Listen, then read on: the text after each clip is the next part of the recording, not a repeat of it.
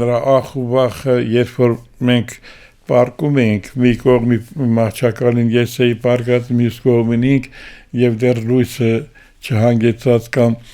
ինձ ասում էր քնել ես, ասում էի չէ աղայ հայր լսում եմ և պատմում էր, խոսում էր, պատմում էր, ես լսում էի։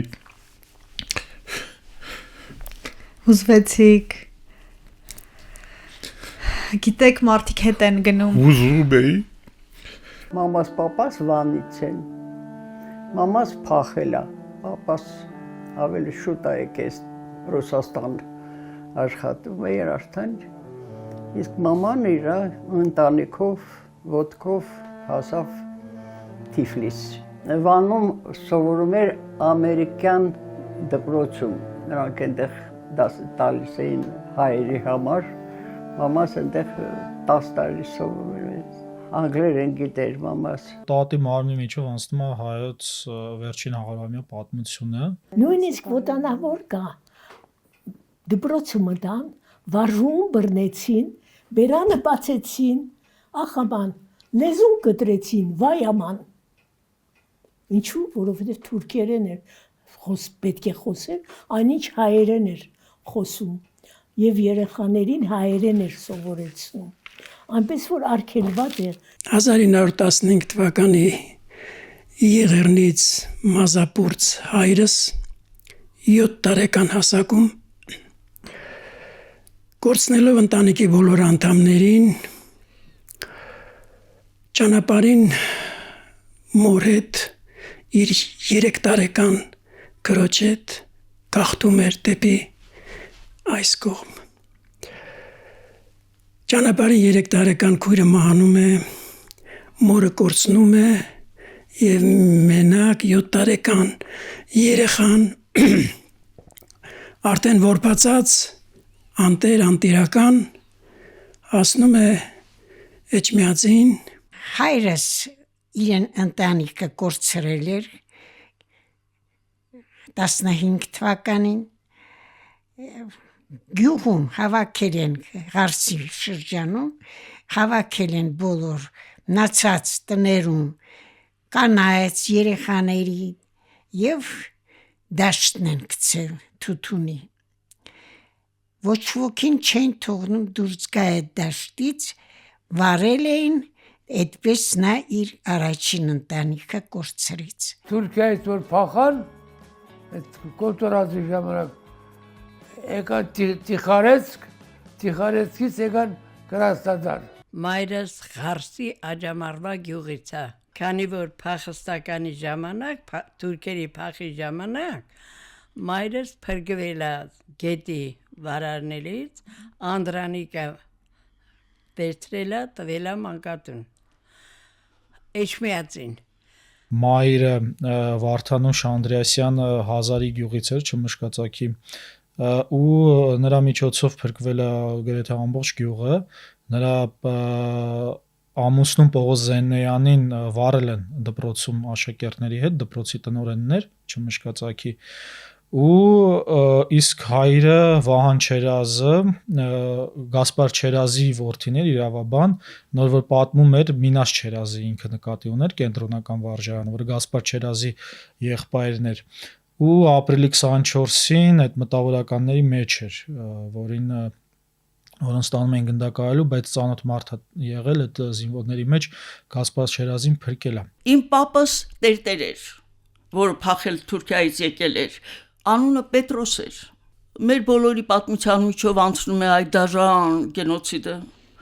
Իմ հայրական ամբողջ տոհմը Ղալթախշի գյուղում 20 թվականին կոտորում են ահավոր դաժան ձևով։ Իմ Պետրոս պապին խաչում են եկեղեցու դռանը, աչքի առաջ սպանում են կնոջը, երեխաներին։ Տեսեք, մերոնք 15 թվականին Վանից եկել են Երևան, Երևանից Թիֆլիս։ Հայրենիք գալու ժամանակ մեր նավը բարձրացան տարբեր տարազներով, ազգային տարազներով, արձաթյա դրամներ շարած, սուլուկների փոխարեն արձաթյա զարդեղեններով եւ այլն, կանայք, որոնք խոսում էին տարօրինակ բարբառով։ Հայրս, որ իմ ձեռքից բռնած զբոսնում էինք նավի մեջ,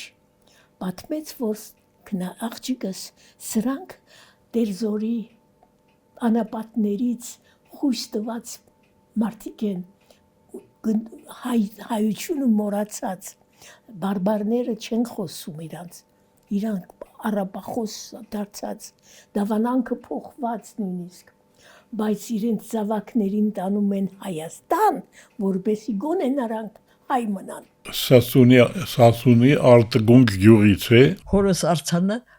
երևի գիտեք որ կանգնեցրել են սկաուտապետ է եղել հայ որբեր է հավաքել ու հայ որբերից զինել է սպորտով ֆուտբոլի առաջի հիմնադիրներից է որ կոչվել է Տորք առաջին ֆուտբոլային թիմը Հայաստանի Ստիպված եղանք հետ գնալ ինչքան հնարավոր էր հասանք մինչև 1897 թվական եւ փաստորեն մենք ունեինք շարք տվյալների մոտ 125 տարվա Պարզ դարձավ որ դեմոգրաֆիական զարգացումները շատ երկար են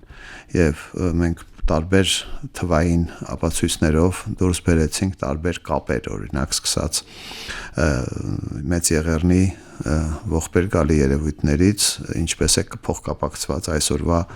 միգրացիոն հոսքերը Միշտ պատմում էր հիշում էր 15 թիվը չէր մոռանում Դե ոտքով եկել են Վանից մինչև Թիֆլիս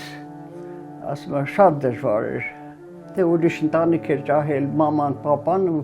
փոքր երեխա Այդ երեխային գցեցին ջուր չկարողացան հետը միասին ասում եմ երեխային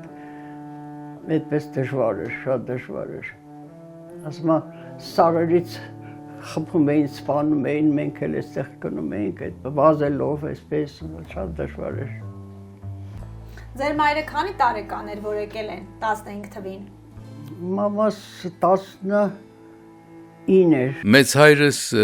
դպրոց է գնացել Վանում Ին ժամանակներում շատ վատ ժամանակներում Կիլիկիայից փախի ժամանակ հասել են Արաբիա, Լիբանան Ծնվել մեծացել են մի միջավայրում գյուղական մի միջավայրում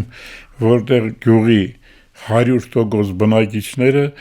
արևմտյան Հայաստանից գաղթած հայեր էին Սարգիս Այգունին եղել է բանագետ, բանահավաք արևմտյան Հայաստանից ոտքով անցել է իր երկու երեխաների հետ, կինը մահացել է, բերել է այստեղ, հետո սկսվեց ցեղասպանությունը։ Մորս ընտանիքի մասը որոշեց, որ գնաց Ֆրանսիա։ Երևակայք 32 թվականին գնացքով Երևանից հասել են Փարիզ։ Ոչ թե 1 հոգի, 2 հոգի, 24 հոգյանոց Գերդաստան։ Պապիկ, տատիկ, թորնիկ, ամեն ինչով միասին վերգրացել, մեծ հայրս 4 եղբայր էին, 4 եղբայր մեկ քույր, բոլոր իրենց ընտանիքներով գնացել են Փարիզ։ Մայրս այդ գաղթի ճանապարհներից 40,000 որբեր է հավաքել ու շատ դժվարությամբ թաքնվելով անտառներում, ճանապարհներին թաքնվելով 40,000 որբի բերել հանձնել է այն ժամանակվա գյուղին, որ Ալեքսանդրապոլ էր կոչվում, Ալեքսանդրապոլի որբանոցն է հանձնում, և ինքը որոշ տեղեր դառնում է նրանց դասյարակչուհին, ու միշտ բոլորը քույրիկ էին ասում, ես հիշում եմ, փոքր աղջիկ էի, գալիս էին մանկատան երեխաները, տատիկս էլ թե երեփում ու բուրաբայ էր տալիս իրանց։ Այդ բարերը եղերնվային դրանք ինձ արդեն շատ վրդովեցվեն։ Մարդիկ, որոնք այդ յաթաղանից պրծած եկել էին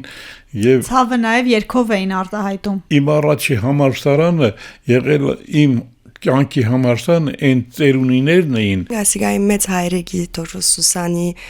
միտքն էր, որ միշտ իր զավակներուն ասեր է, որ մենք որ մի լավ բան բիդանենք Հայաստանում ենք անելու։ Ինքը ուզեր, որ միշտ Հայաստանի մեջ լա հայերու համար լա, մեր ասկի համար լա։